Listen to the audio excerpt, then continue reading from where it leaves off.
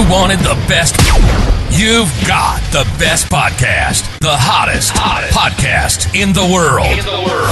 The Chris Voss Show, the preeminent podcast with guests so smart you may experience serious brain bleed. The CEOs, authors, thought leaders, visionaries, and motivators. Get ready. Strap yourself in. Keep your hands, arms, and legs inside the vehicle at all times, because you're about to go on a monster education roller coaster with your brain. Now, here's your host, Chris Voss. Hi, this is Voss here from thechrisvossshow.com. There she is, there, lady. When she sings it, that makes it official. Welcome to the big show, my family and friends. As always, the Chris Voss Show is the family that loves you but doesn't judge you, at least not as harshly as the rest of your family, because, you know, we've all been that black sheep of the family, haven't we? Isn't everybody technically think of themselves as the black sheep of the family? I don't know. Maybe there's some people who are like, I'm the spoiled one. But just remember, we love you, and you don't get to choose your family, but you do get to choose the Chris Voss Show. Just remember, we don't loan you money. Okay? Stop asking people, especially you folks in the back. Anyway, guys, we have an amazing young man on the show. We're going to be talking about his hot new book off the presses. In the meantime, refer the show to your family, friends, and relatives. Go to goodreads.com/Chris Voss, LinkedIn.com/Chris Voss, Chris Voss 1, the TikTok, YouTube.com/Chris Voss. And if you want to buy me a coffee, darn it, go to buymeacoffee.com/Chris Voss and refill my cup, if you will, because we drink a lot of coffee on this show. Like, seriously, it's a problem, but it's a good problem to have, I guess, technically. Anyway, we have the author of the new book called The Yielding Warrior, Discovering the Secret Path to Unleashing Your True Potential, out August 17th, 2023. Jeff Patterson joins us on the show. We're going to be getting some insight from him as to how you can live your life better and weller, and just overall, how to be a good human being. How about that for a change? You're like, Chris, why don't you have evil people on the show? We'll teach people how to be evil. We don't do that, folks. There's enough evil people in the world. Jeff joins us on the show. He's from Portland, Oregon, and has over 36 years of experience practicing and teaching the meditative and martial arts. You don't want to fight this man. As the founder of Northwest Fighting Arts in Portland, Tai Chi Academy, and the Yielding Warrior, where he emphasizes the transformative power of meditative and martial arts practices, particularly the yielding concept. We'll get into that. He has published 2 books and hundreds of instructional videos. He's the founder of the Yielding Warrior online program and has worked with thousands of students. Welcome to the show. How are you, Jeff? I'm doing great. How are you doing? I am doing awesome, Jeff. Welcome to the show. Give us your .com so people can find you on the interwebs. TheYieldingWarrior.com. There you go. And you might want to close in on that mic a little bit if you can give us a little bit more mic there. Just step right up into that. There you go. So, Jeff, give us a 30,000 overview. What's in your new book? The new book is called TheYieldingWarrior.com. It's about the concept of yielding. And in the meditative and martial arts, there's many different concepts and philosophies that we follow. And yielding has always been one of the concepts that I find most interesting, which is what motivated me to put that book together. And the idea of yielding is there's 3 different directions of yielding. There's physical yielding, mental yielding, and emotional yielding. Physical yielding is the idea that I push you, you push me, whoever's the bigger, stronger person with the most leverage eventually is going to push the other person over. But with yielding, instead of us seeing who the bigger meathead is, when you push me, I get out of the way of that force, and now I can respond with less effort. And so it allows me to deal with people who are bigger and stronger than me. And in any kind of athletics, whether you're playing a contact sport like football or basketball or the combative arts, this skill is very valuable. The idea of go ahead. No, I was going to say, to be good at yielding, you have to, 1, be well rooted. The lower part of your body needs to be strong and flexible so you can change your central equilibrium without getting tight. The body has to be relaxed, the breath has to be calm, and the mind has to be present. All of these things take years and years to get to a high level. However, from day 1 in this practice, we start getting to a higher level of awareness and sensitivity, and we can utilize the benefits of that in our own physical well-being. And this would be what I call physical yielding.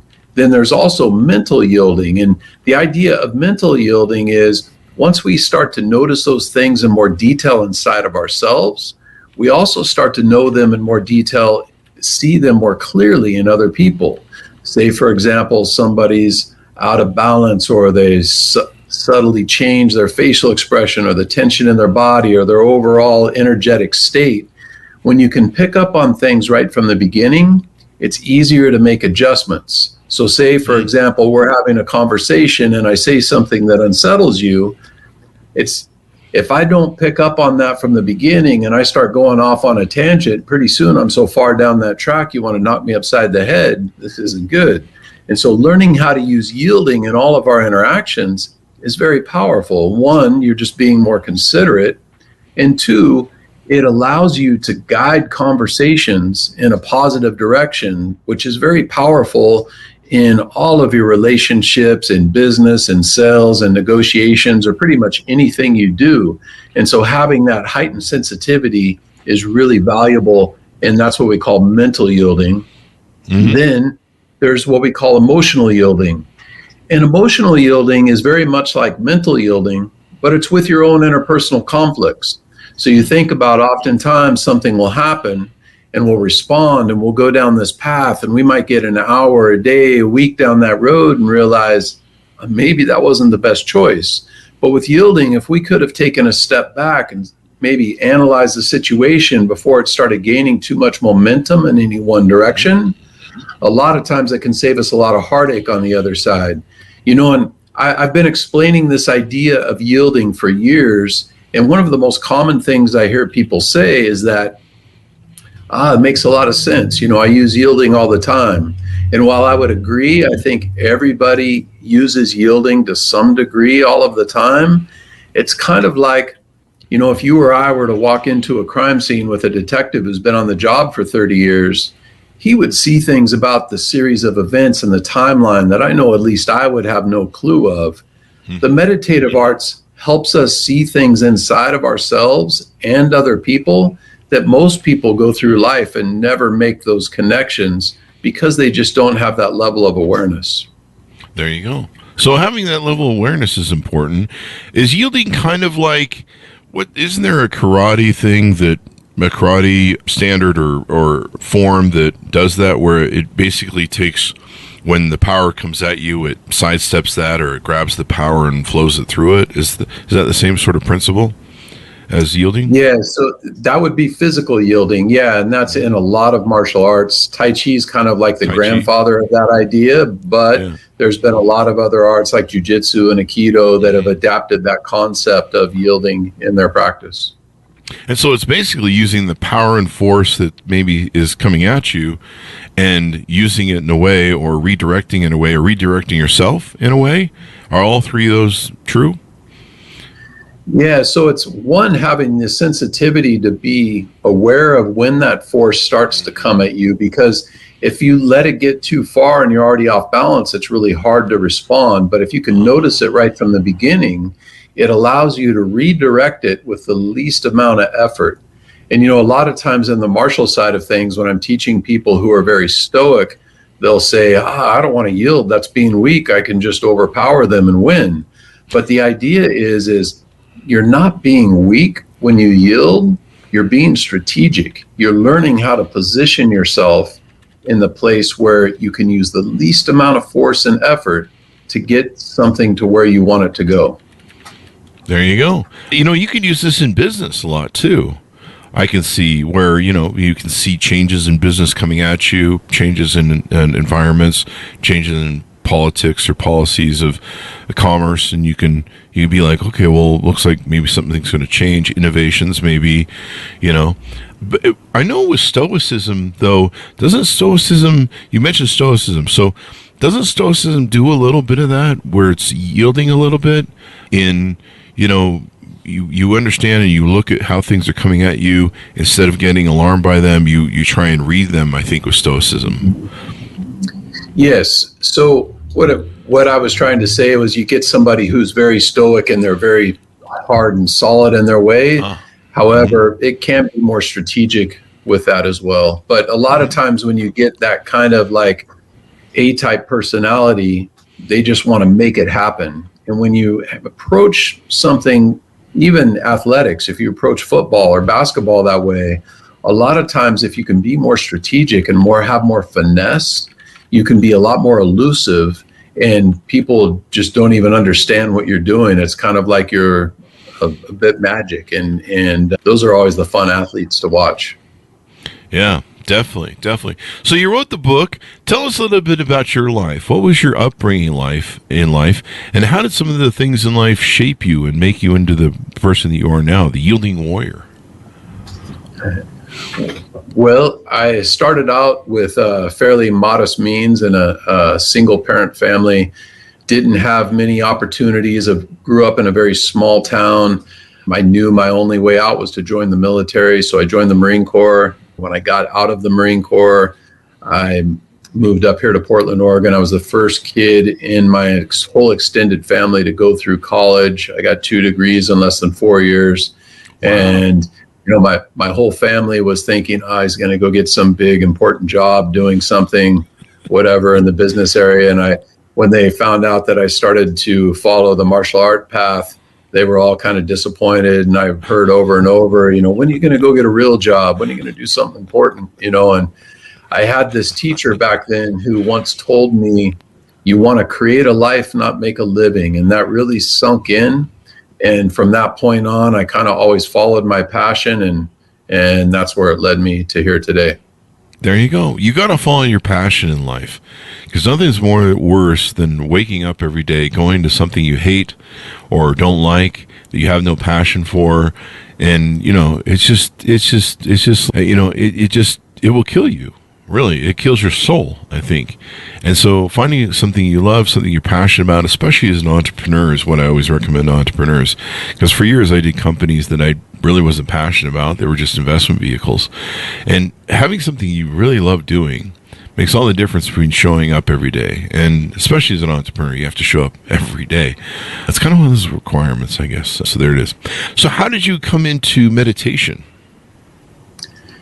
It's a bit of a funny story. When I was a youth, I was really into Western boxing, and I used to go to this boxing gym that was just a few blocks down the street here from my academy. And I'm not sure if, for those of you that don't know how a boxing gym works, it's not like your traditional class where you go to a gym and there's one instructor and everybody follows along. Usually there's 4 or 5 coaches in the gym, and each one of those coaches might have a handful of fighters that they work with. Well, at this gym that I was training at, there was one coach there who had actually created national champions, world champion fighters.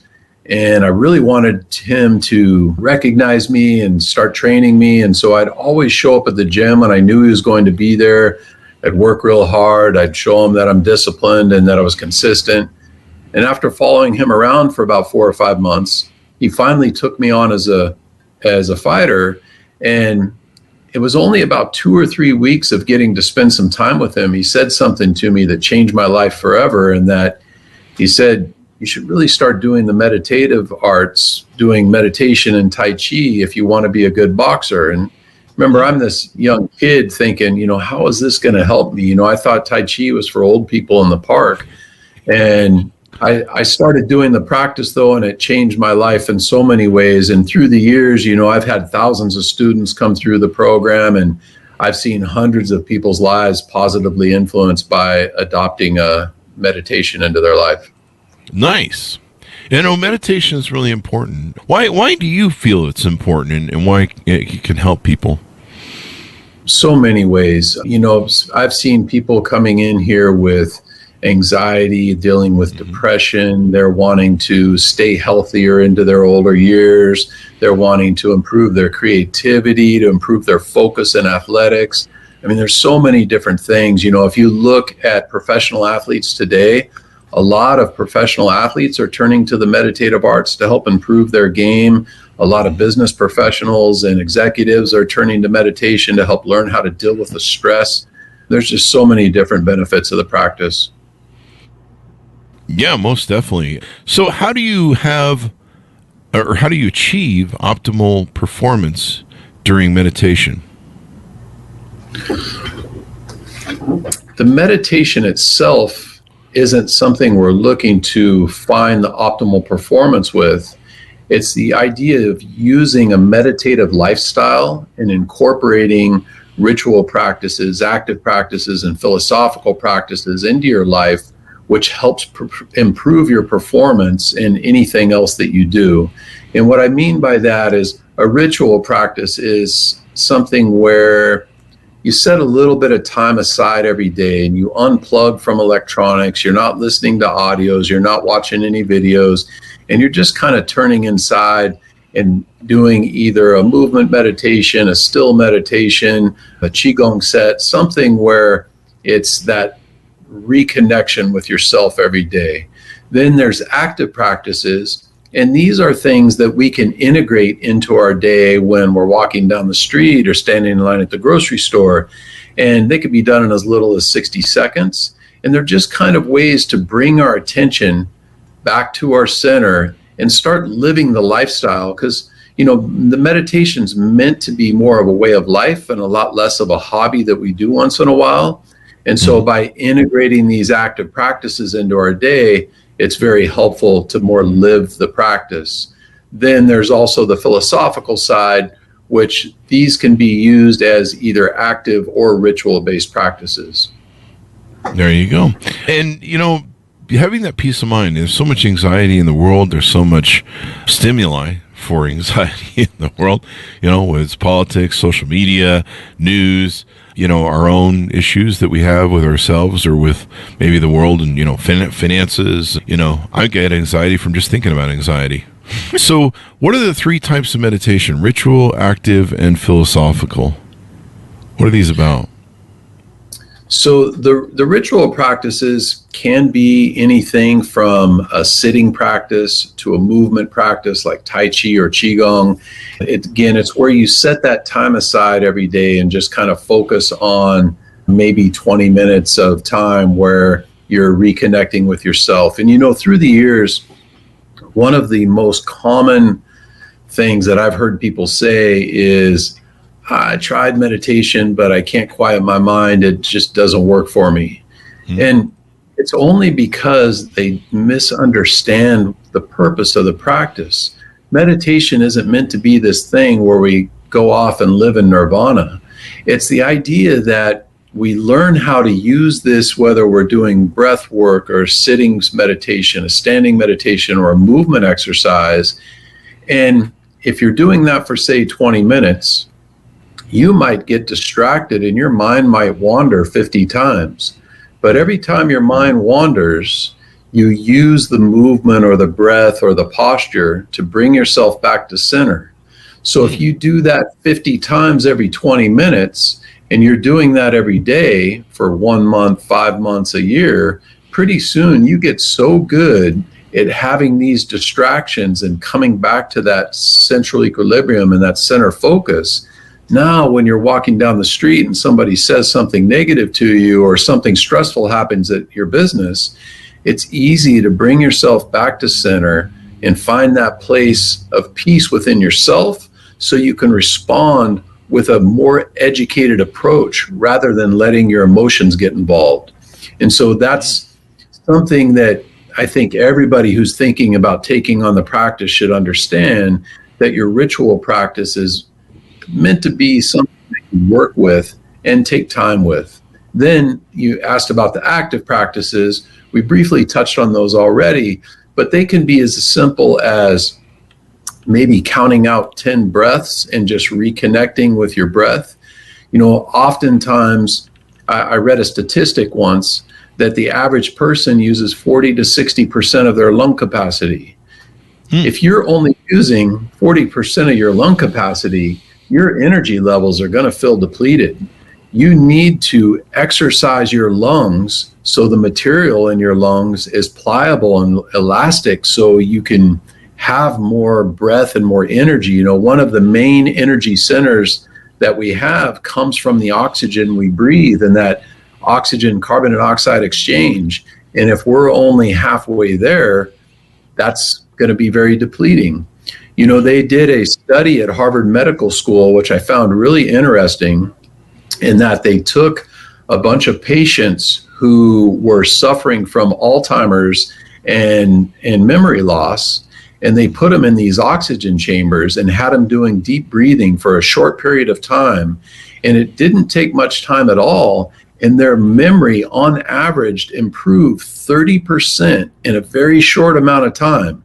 So if this one thing, and it's common that as people age, they start to breathe more shallowly. So if we can focus on our breath and tap into that full breath and use more of our lung capacity, that alone right there is reason enough for me to want to do the practice. Now, then there's the philosophical side of things, and the philosophical practices can be something as simple as a mantra you say, or a saying that you go through, something as a vibration or a sound that helps generate a specific energy.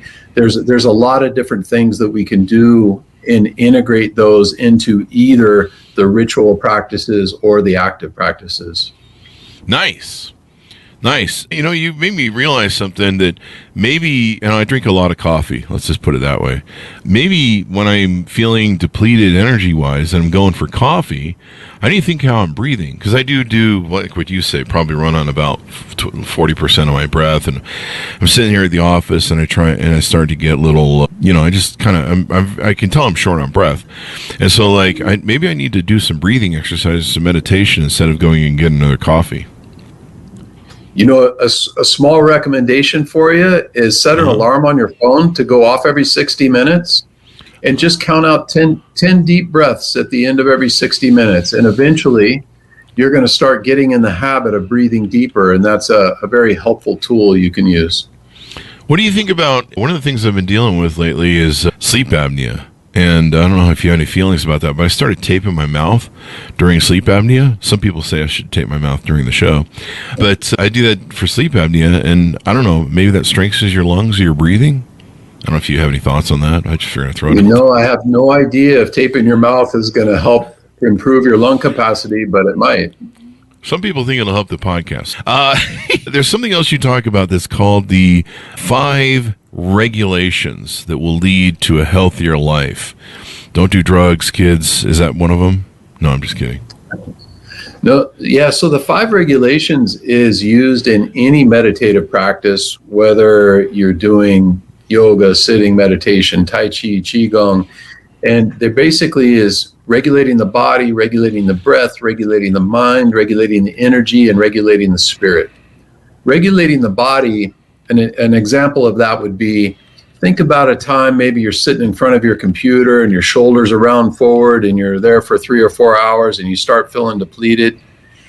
And then also think about a time when maybe the most important person in your life walks into the room and your body perks up and your correct alignment. And think about those 2 energetic states, often very strongly affected just by how we're holding our posture. And regulating the body is one of the easiest regulations to integrate into our life. In holding correct alignment and posture, you can build the habit of that in a fairly short amount of time, 2 or 3 months of consistent effort, and you just start living that way. Then there's regulating the breath. And regulating the breath is a life practice. Oftentimes Qigong is referred to as the science of the breath because there's literally hundreds of different breathing strategies. And in Qigong theory, the Chinese refer to it as balancing the Kan and Li, or the water and fire. And basically what it is we're using the yin side of the breath and the yang side of the breath to get different energetic states. And say, for example, if you ever listen to somebody sleep, their natural breathing pattern is a longer inhale and a shorter exhale. And that's the body's natural way of bringing your conscious mind into your subconscious mind, which is where we are when we're sleeping and dreaming. So if you want to emulate that, you can do longer inhales, maybe soft retentions at the end of the inhale, and this will help bring that energy inward, which is very good for stress reduction, dealing with anxiety, very good for getting to deeper levels of meditation if you're doing more holistic style meditations. And then there's the flip side of that, where we work on the yang side of the breath. And an example of that would be if you ever had to push your car, or you pick up something heavy, your natural instinct is use the exhale side of the breath, put tension in the breath, make the breath audible. This helps generate energy and power and creativity. And so when we start understanding how to use the breath, we can do it to get different physical, mental, and emotional outcomes. Oftentimes, we all do this to some degree. We go through the day with emotional ups and downs. Some of us are a little more balanced. Some of us are a little bit like a roller coaster.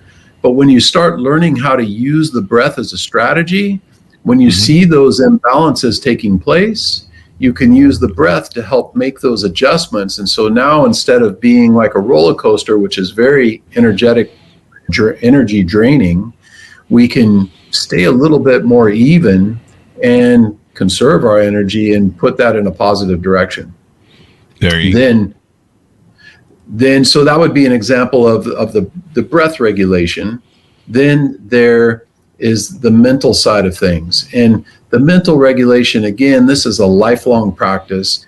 And, there's this story that one of my old teachers used to tell us about these two monks that are walking down this dirt road after a big rainstorm. And they come across this puddle, and on the other side of the puddle is this beautiful lady in a white dress, and she's crying. And the older monk says, "Is everything okay? Can we help you?" And she says, "Yes, I need to get somewhere, and I don't want to get my dress all muddy." And so he rolls up his pant legs and walks over the puddle and picks her up, puts her on his back, and carries her to the other side, sets her down, and she's off on her way. And the two monks start walking a couple miles down the road, and the younger monk, he's just furious. And he's like, we're not supposed to touch women, but you still did there back at the puddle. And he looks down at the younger monk and he says, "You're still thinking about that lady? I left her back there at the puddle." And we do that in our life all the time, where these things will happen to us, these negativities, these distractions, and we'll start letting a minute tick by, an hour tick by, sometimes even longer, and we'll build up so much negative momentum that it's very hard to let go. But the meditative arts helps us recognize those imbalances right from the beginning and brings us back to center, so we're more in control of those distractions that happen to us mentally all the time. There you go. And it sounds like that's something that can really calm you down, get you right. I think one thing I was thinking about when you're talking was I may need to use the meditation and breathing more when I need to sleep. I'm really bad at going to bed and watching TikTok videos until I fall asleep, and then usually I'm up for 2 hours watching TikTok. And I'm sure I'm shallow breathing during it because, I don't know, I'm laughing or something. But I need to use breath work more to maybe put myself to sleep. Breathing will help you. Doing a lot of the yin style breathing will definitely calm you down and get you in that state ready to have a good night's sleep. There you go. There you go. What else do you do on your website? I noticed there's some work on your website that you take and offer people. Why don't we get into some of the services that you provide there and how people can work with you there? So we have an online program that teaches people how to build a personalized meditation program using movement practices, still practices, breath work, some of the philosophy, and have an evolving practice and have a purpose for why you're doing it. Because you could go on YouTube and find a zillion videos on this meditation and this movement practice and the other, and it's really can be distracting because there's so many different things out there. If you don't understand why you're doing what you're doing, a lot of times you can waste a lot of time. I've literally had students come in here that tell me that they've been practicing meditation for 10 years, and they'll come in here and be frustrated because they'll see some of the students who have only been here 6 months to a year are much more advanced than them. And it's because it's important to have a guide, to have somebody kind of help point you in the right direction, and also to understand why you're doing the practice. With any meditative practice, you could do it for the athletic side of the practice, the therapeutic side, the medical side, the philosophical side, or more of the meditative or spiritual side of the training. And they're all not the same. One practice fits all for all of those categories. So that's the first thing. We also have a teacher training program. So if you're somebody who owns a martial arts academy or a yoga studio, or you're a life coach and you want to integrate these ideas of helping your clients learn how to integrate the meditative arts into their life, you could follow that path as well. There you go. And so they can go on your website, check out the courses that you have there, or reach out to you. Is that correct? Yes. Let's see. And I think you have, in your programs, you've got some different offerings there. I noticed the membership area. Is there a membership area for members that they can log in, and is there an online community or something? Or Yeah, so there's the membership portal where somebody could do a personalized practice where there's hundreds of videos up there and teaching you about the movement practices, still meditation, breath work, the philosophical side of the training, and that's for the individual. And then in the membership area as well, there's also the levels of teacher training, and we have 3 levels of teacher training there where somebody could get involved if they want to hand down these arts and learn kind of more in-depth practices with them. there you go. There you go. So give us your final thoughts as we go out. Tell people how they can onboard with your service, how they can reach out to you, maybe see if there's a good fit, maybe get coaching by you, et cetera, et cetera. So you could go to theyieldingwarrior.com/book and get a free copy of my latest book. Just pay for shipping and handling. Or you could go to theyieldingwarrior.com and check out our online program there, as well as our teacher training program. We're running a special right now there where if you just want to test it out, you can try it out for a couple weeks and see if it's the right fit for you. One of the things that I recommend and find very valuable as somebody new coming to the practice, it's really important to think about why you're doing the practice. Are you wanting to do it to improve your health? Are you dealing with anxiety or depression? Or you wanting to improve your performance? If you have those good, strong whys, it's a lot easier to not hit the snooze button when you get up in the morning, to get up and do your practice. There you go. Get up and do it. And so is meditation better in the morning or at night? I imagine both might be good, but is meditation better in the morning?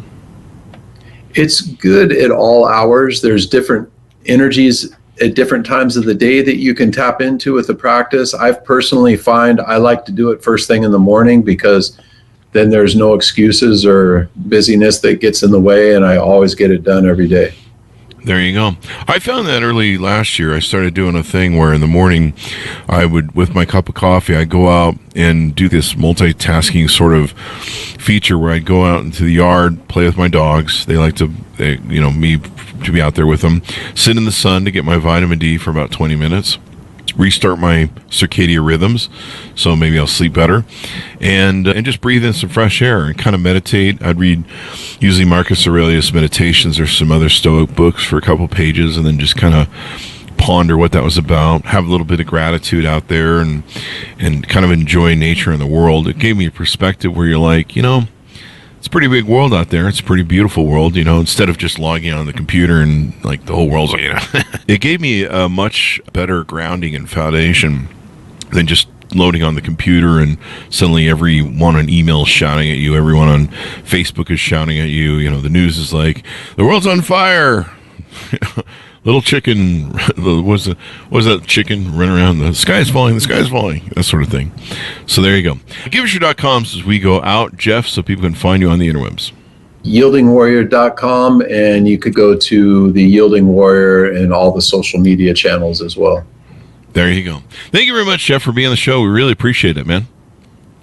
Thank you. It's great to be here. Thank you. And thanks, our audience, for tuning in. Order up the book wherever fine books are sold. And why don't you get the plug in here for your book? People get a free copy of your book. Let's get a plug in for that so people know where to get a copy of that with shipping. You can get that on Amazon, or you can get a free copy at my website, theyieldingwarrior.com/book. There you go. Order up, folks, wherever fine books are sold. The Yielding Warrior, discovering the secret path to unleashing your true potential. Thanks to everyone for tuning in. Be good to each other. Stay safe, and we'll see you guys next time. And that should have us out.